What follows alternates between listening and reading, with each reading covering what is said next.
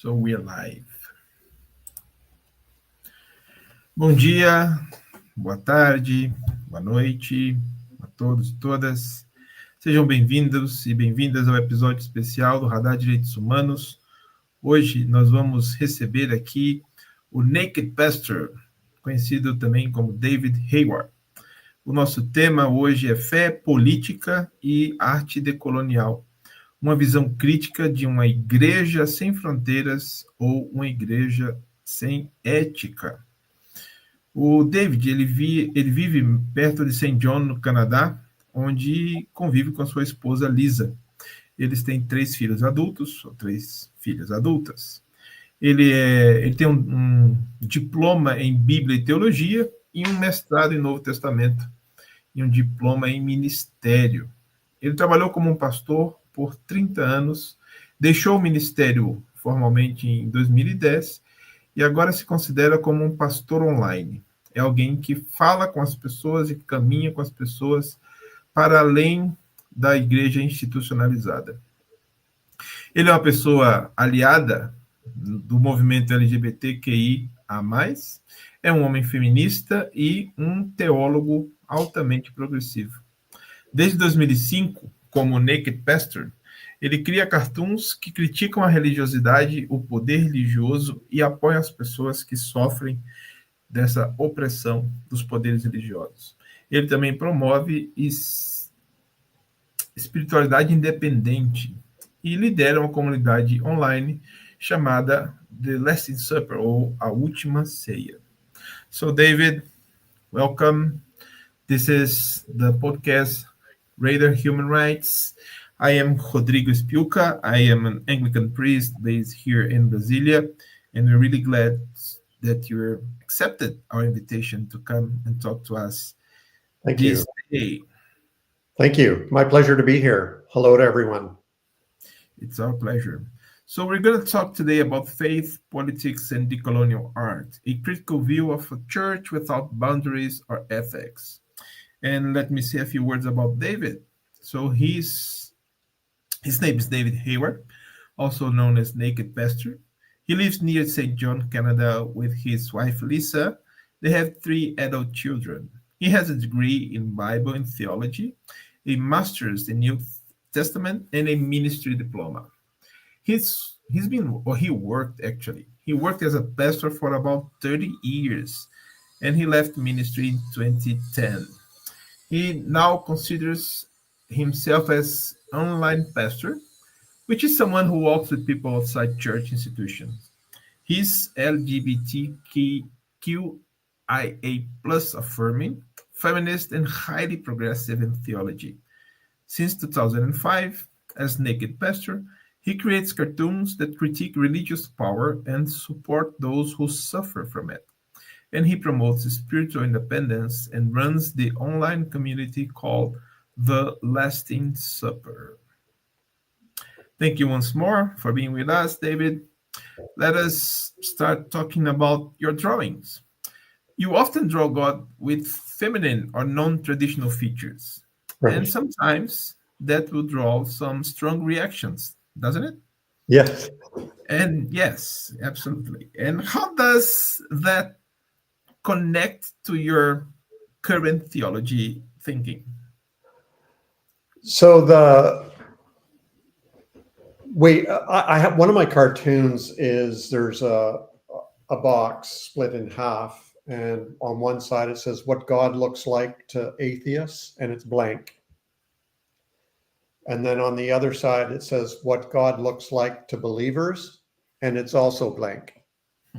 Because we don't know what God looks like. And of course, God doesn't look like anything. So what I try to do with my art is challenge the status quo, challenge orthodoxy that may be preventing us from having a deeper understanding, or might be used to intimidate and marginalize and dominate certain people groups, like gay people, trans people, women, different races, et cetera, et cetera. So that's why I draw God or even Jesus in different forms. Mother Teresa, the Catholic, Roman Catholic nun in India who served children who were left on the street. She had a saying that she saw the face of Christ in every child. And so I sort of practice that through my art.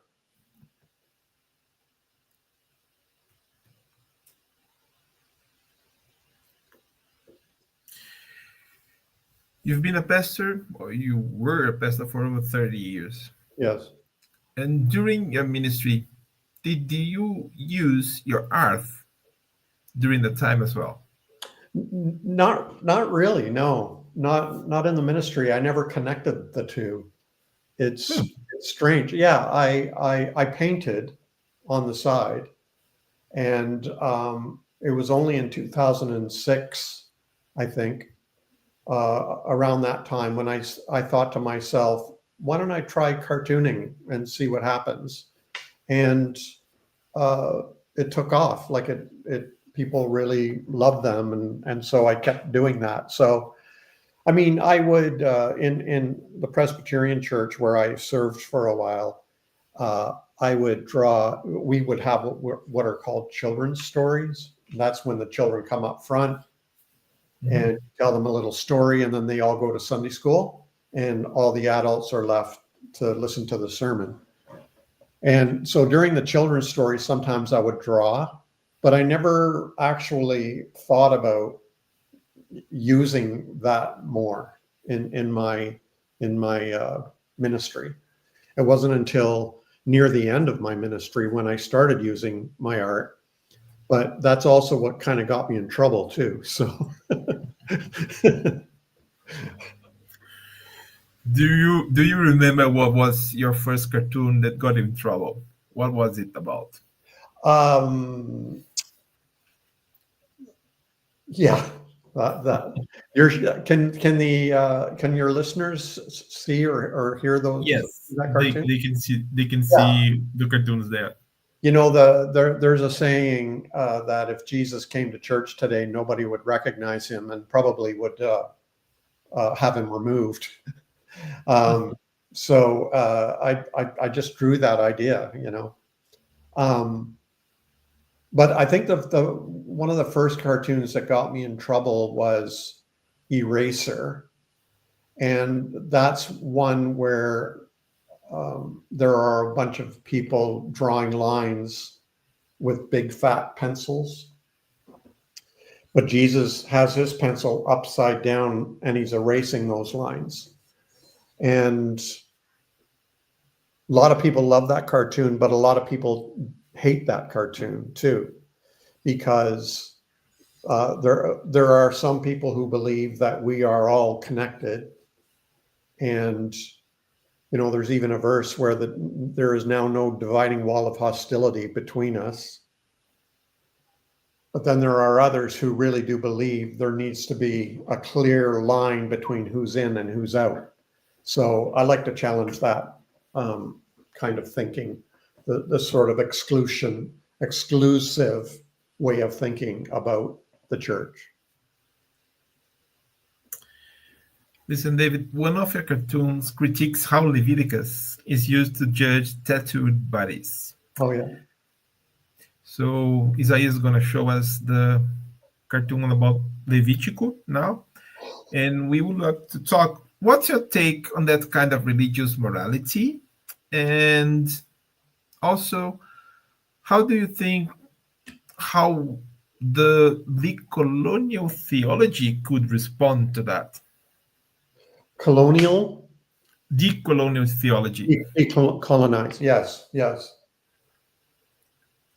So I'm surprised you're going to show that one. That's one of my...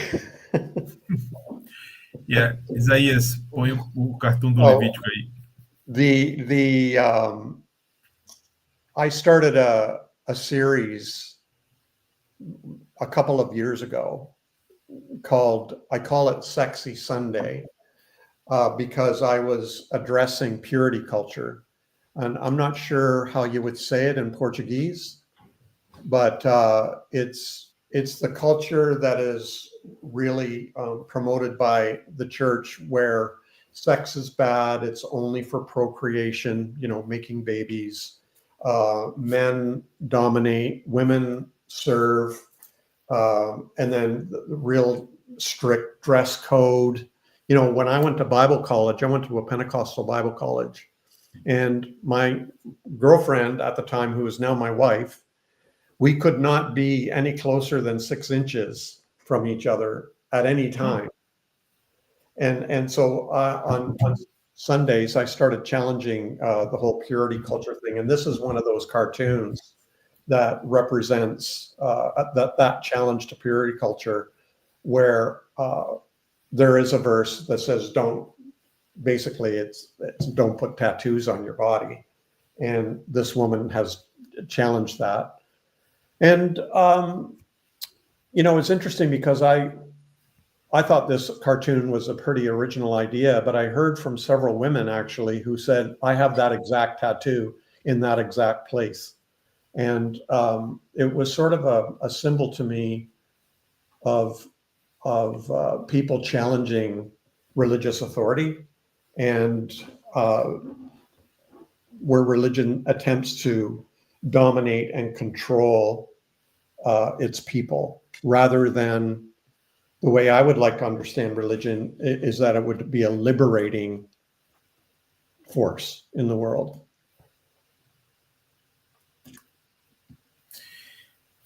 What kind of morality in our modern churches, especially those churches who pretend to be affirming, but underneath the surface, they're still trying to control our bodies, right?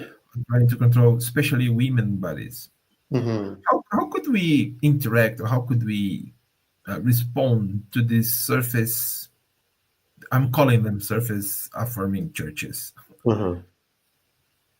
So I think churches that pretend to be affirming, I don't think they would use that word up here, affirming. They would say welcoming. So you're welcome to come, but you need to change once you're here. Affirming means that we affirm your choices, we affirm your identity, and we affirm your lifestyle.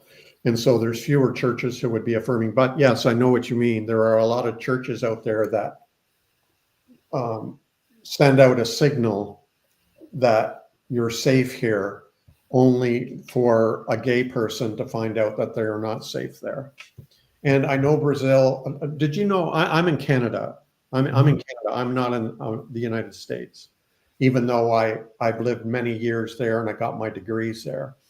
I'm in Canada, which is more progressive than America is and is becoming. And we see a lot of similarities in what's happening in the US with what is happening in Brazil. Did you know my number one city in the world is Sao Paulo? Wow. Yeah. How so? More people follow me in Sao Paulo than any other city in the world. Okay. Because I think my art, my cartoons, and what I'm saying resonates. Like, people in Brazil understand what I'm talking about because of like Bolsonaro and the conservative movement, and that we see happening around the world. I'm encouraged as a Canadian because earlier this year, we had a very conservative person attempting to become prime minister, and we celebrate the fact that he didn't win, and that a more liberal leader has won. And I'm really thankful for that, because I feel our country is in better hands, and we can continue progressing as a country in terms of inclusivity and justice and peace and fairness and equality, all that. So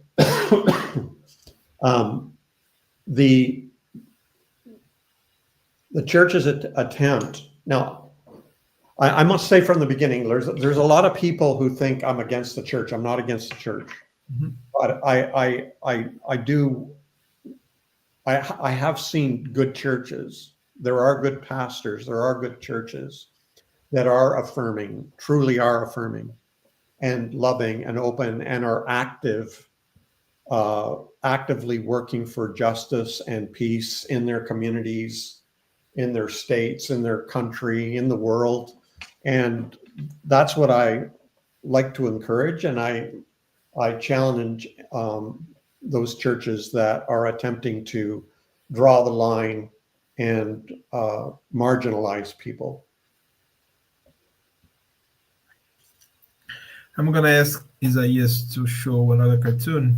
Sure. And I'm going to ask you to correct my reading of it. Okay. To see if I got your message. What I see there, men, religious men, but they are hiding the stones. I don't see the stones there. And that leads me to think the relationship between shame and power in the church or within the religious settings.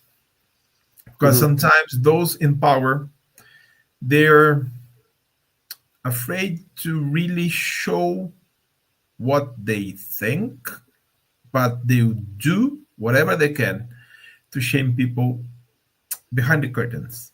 Mm-hmm. That's the message I'm getting from that. What would you say? Well, I totally agree with what you're saying. Absolutely. In fact, I'm reading a book right now by Mann.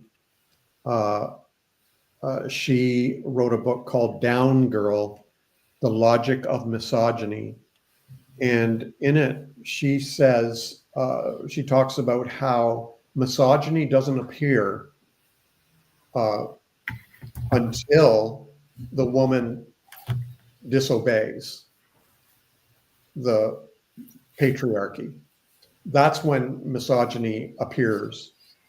And otherwise, if she obeys and stays in line and stays submissive and stays quiet, there's no hostile, violent consequences.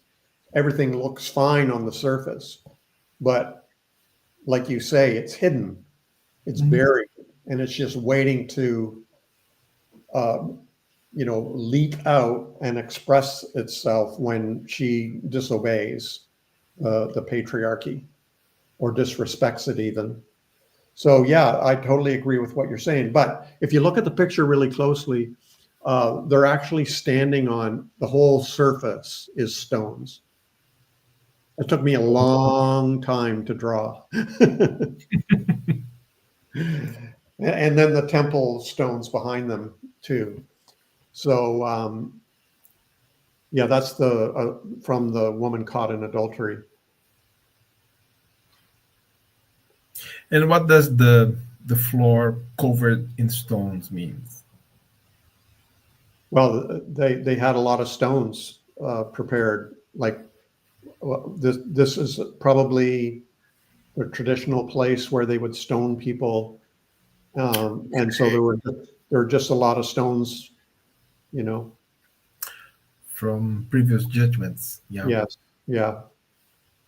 So sometimes you just keep on adding stones. Yeah. But I like your take, though. I like your what you said, because it is very true. I had friends many years ago who married, and the guy said, "We never argue. We haven't argued ever in years." And I thought, well, that's interesting, because Lisa and I will argue. We've been together now 45 years. Lisa and I have been married 45 years, and we argue. but they never argued. And then come to find out years later, they got a divorce. Because if somebody says we never fight or we never argue, it could just be because the woman isn't allowed to raise her voice or have a different opinion or speak her mind. You know what I mean? Mhm. So like she'll, of course, she won't start a fight or do anything to, cause an argument. So that's what you're talking about, I think, where it's on the surface, everything looks peaceful. The same in churches. I've been in churches where everything on the surface seems, okay, but if you scratch the surface a little bit and go a little deeper, there's really deep underlying issues of control. Yes. Yeah. It reminds me of, I don't know if this story has been translated into Portuguese, probably, called Watership Down.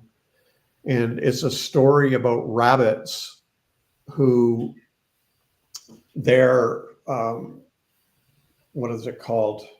Their lair or their den or whatever is being destroyed by construction. And so they have to move. All these rabbits have to move. And they're traveling and they come across another colony of rabbits. And everything seems on the surface, everything seems fine. But evening comes and everything seems fine. They have food, there's peace, there doesn't seem to be any danger, and but there's something wrong. They can just feel that something's wrong. And then in the evening, what happens is the farmer lays out food for them and then shoots one of them for supper. That's the deal.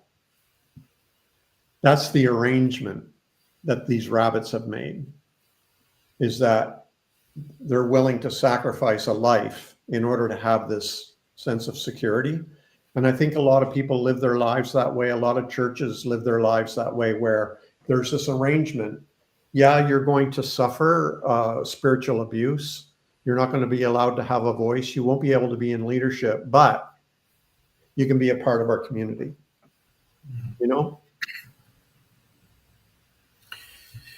Sometimes the way I see these highly hierarchical churches, such as mine, yeah, sometimes the structure would say, "Oh, we welcome women in leadership. We are willing to yield some room so they can be named vicars or rectors or even bishops or archbishops." Mm-hmm. But David, sometimes, to be honest, sometimes the way I feel about it is the church will welcome women, but the church will also expect women to behave like men. And when they do not do that, they will be called like crazy, yes, or they're hysterical. And yeah. How do you feel about it? Oh yeah, absolutely. This is something I became aware of some years ago when I was drawing my cartoons, actually. And I was using the word welcome, include. I started feeling uncomfortable about that because I'm still in the center. I'm the privileged one, and I'm going to allow you a piece of the pie, or I'm going to, include you into my center, right? And so now I don't use that. I try not to use that word anymore, inclusive or welcoming or whatever, because it still centers the privileged. Mm-hmm. And it's like, okay, we're the ones who are at the center, and we're going to let women in and let them we'll assign them some roles. And like you say, here are the rules. You've got to be ambitious. You've got to be strong. You've got to be charismatic. You have to be visionary. You know, all these things that they might expect of a man. Not a woman can be that, but it's like you say, you're expected to meet these criteria that are male-based, and so it's still male-centered. It's still man-centered or straight-centered, you know, or white-centered. And so that's what I try to challenge that with my cartoons. And it's really, some of those cartoons are some of my most offensive to some people. So for example, one of my cartoons that shows a church with a bunch of white sheep and Jesus with all of these sheep. And there's a rainbow sheep at the door. And the sheep, all the white sheep say, well, you're really not welcome here. And then in the next scene, it shows Jesus walking away with the rainbow sheep. And the white sheep go, where did Jesus go? And that cartoon, I was trying to convey, what if we decenter the privileged and make the marginalized group the centered ones? What if we make them the most important? And a lot of people find that very offensive. Yeah. This one's called Rainbow Sweater, where a rainbow sheep is knitting and taking wool from their own fleece and making a sweater for Jesus. It's cute. It is lovely. Yeah. Gives me the sense that sharing is the key. Yeah. And we share what we are, not really what we have, but sharing what we are or who we are. Yeah. Yes. And that's important because this is what a lot of my gay friends struggle with, is that this isn't just a behavior, it's who they are. This is who they are deep down. And they're sharing who they are, not, you know, this one I call Family Fun. And Family Fun. That's nice. Family Fun. And it shows Jesus tossing those are the trans colors, throwing a baby, a little lamb up in the air, and the parents, one is rainbow and one is white. And I know families like this. I know families like this that are blended in terms of identity with gay, straight, trans, you know. And what makes the family so beautiful is their love for one another and their acceptance of one another. Not their conformity to a certain standard, but their love for one another. See, and that's another thing I came to realize, is what really holds us together is not compatibility, but love. Mm-hmm. And so that's why I love diversity. I think diversity is a sign of a healthy community. The more diverse your community is, the healthier it is. That's why it's doomed for destruction when you have white supremacists, for example, who want the whole country to be white, you know, and founded on white principles and all that. It's doomed because it's boring and it's not authentic. It's not true. It's not true to what life is. So if our communities can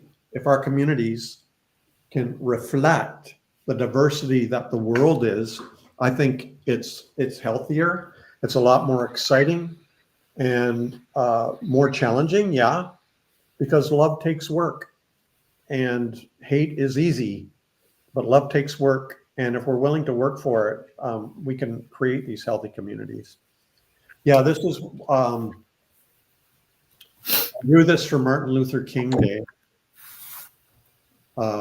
several years ago. So on the left is Martin Luther, I have a dream, this famous quote, I have a dream. And then Donald Trump is, I have a nightmare. A lot of people wish I'd said, I am a nightmare. But anyway. Yeah, you would be right. Yeah. Well, David, I'm not North American, and neither are you. I don't think we should be criticizing another country's politics. But on the other hand, I see Donald Trump as a stereotype of this white supremacist. Yeah. And also the one that proclaims hatred instead of love. And also how this white privilege, male privilege, or white supremacist or national, that's not national, the white Christian supremacist worldview. How does that intertwine with the church, and how can we, as affirming and liberating pastors and persons, how can we respond to that in a more effective and also a very strong way?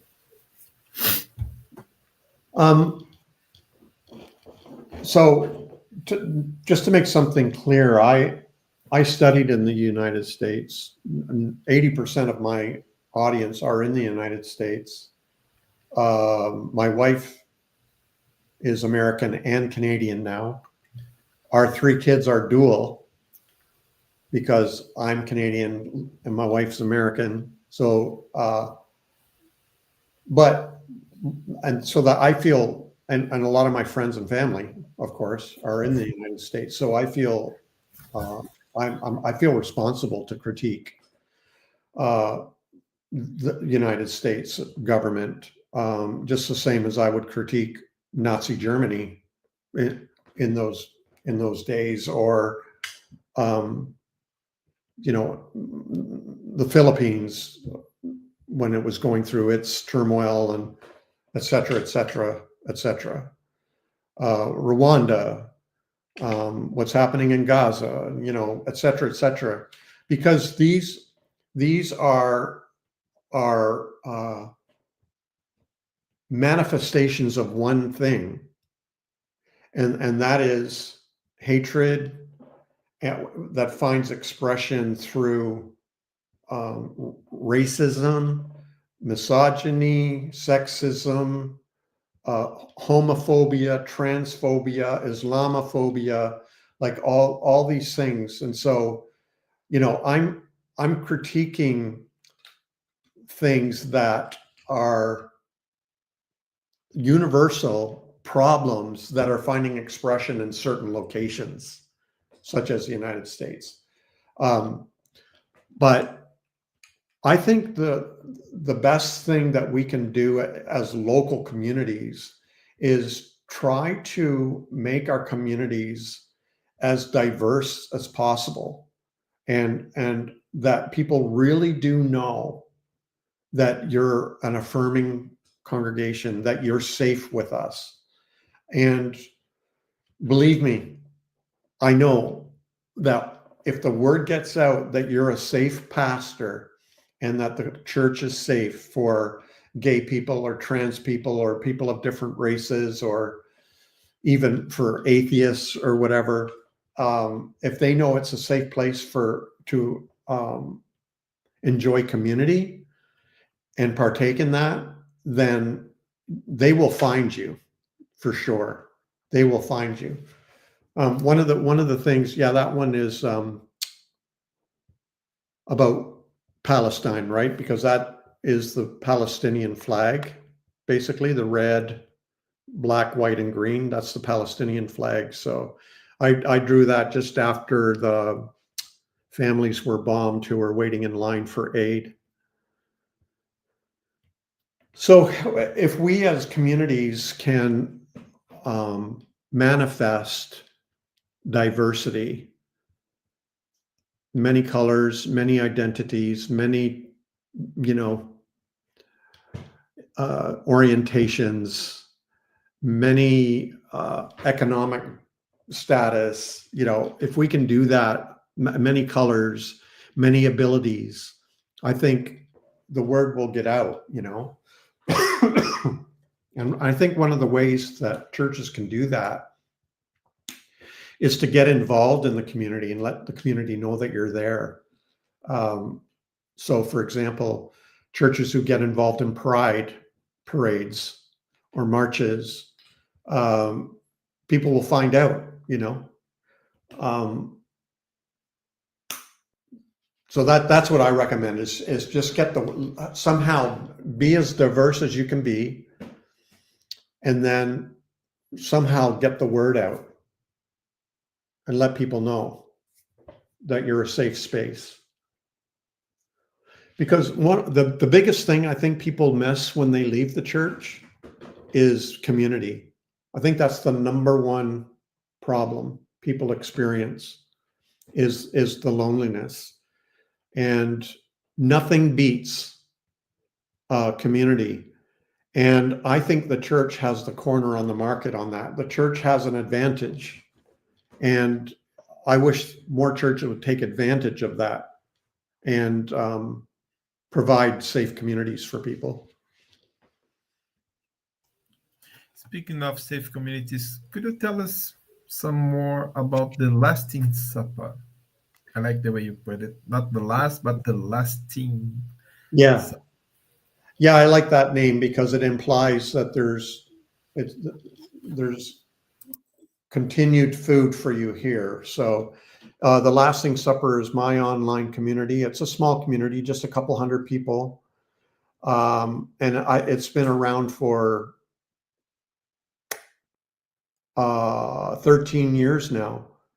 And I don't want it to get big. I want it just, small enough that I can know everybody, and it's very diverse. So we have pastors there, we have ex-pastors there, we have people going to church, people who've stopped going to church, we have Jewish people, Muslims, atheists, we have straight, gay, bi, trans people, black people, white people, brown people.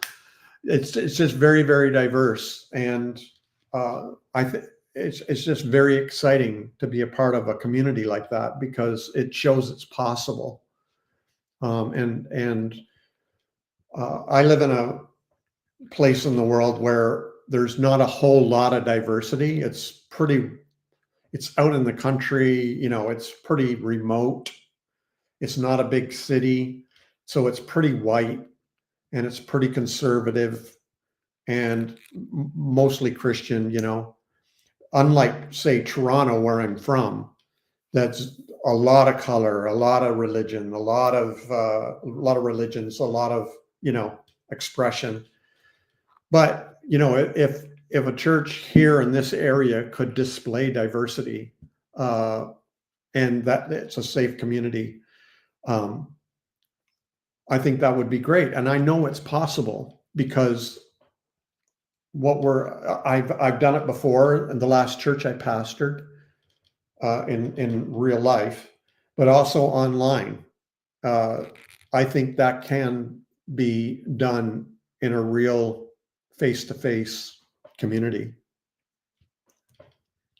So the Lasting Supper is just my online community. I'm more open and honest and, one-on-one with people there. We have hangouts on Zoom, and I review books for them. I do videos for them, and then we have a secret Facebook group where we interact with one another and support one another. So there's a few of those communities online, and that's mine, the Lasting Supper, and it's wonderful. David, thank you very much for being with us today. You're welcome. It was really, really a pleasure talking to you and learning more about the way how you see things, and also bringing your experience as being a pastor in an institutionalized church and now leading a community or sharing a community with diversity. It Yeah. is really, really inspiring. So thank you very much. I would like to tell you that this is our first attempt to do a video podcast. Okay. Yeah, it's our first attempt to do that. And Cool. it's also our first attempt to do that in English. We do it in Portuguese. We have been doing it since 2021.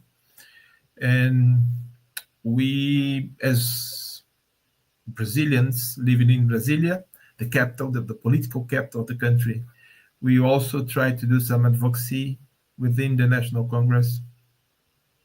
And our hope and our dream is that people feel safe wherever they are, and Yeah. that we can somehow contribute to that changing of the world. Yeah. Yeah. And I would love to talk to you again some other time. And Sure. if for some reason you are in Brazil, please do let us know. I would Please. love to come there sometime. I'm sure there's a lot of people I would love to meet. So, and like I said, no, Brazil is my number one country. All right. Sao Paulo. But if any of your listeners want to connect with me, my Instagram community is my best platform. I keep it I really tightly oversee it, and I don't allow any hateful comments or anything like that. So my Instagram account, NakedPastor, is probably the best place if you want to meet me or see my work. And if you do reach out to me, messaging or email or whatever, I always answer. Well, excellent. Excellent. I hope that many more people from Brasilia, where we are, can now join this Naked Pastor Instagram community. And I have to tell you that your work has been really inspiring to us and Thank you. inspires us to love more. Thank you. Thank you so much, Rodrigo. Yeah, appreciate it. Thank you very much. Would you like to say anything else to our listeners?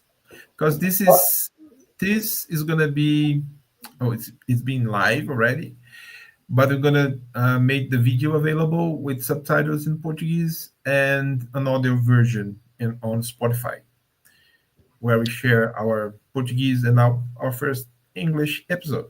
Yeah. Well, thank you. First visual, first English. I'm honored. And like I said earlier, love is the glue that holds us together. And so I love you. I love being here. I love everybody who's listening. And this is the kind of world we want to live in, right? Where we all love one another and make it as safe as possible for everyone. So thanks again for having me on your show. And I hope we do meet someday. Thank you. Thank you once more. And may God bless you, your ministry, family, and the lasting supper. Thank you. A você que nos escuta, meu irmão, minha irmã de fala de língua portuguesa, nós agradecemos que esteve conosco nesse primeiro episódio em vídeo do Radar Direitos Humanos. Vamos disponibilizar a gravação com legendas em português muito em breve e também uma versão em áudio no Spotify, onde você nos encontra no Radar Direitos Humanos. Desejo que fiquem bem, que fiquem saudáveis e fiquem seguras, e até o nosso próximo episódio. Até mais.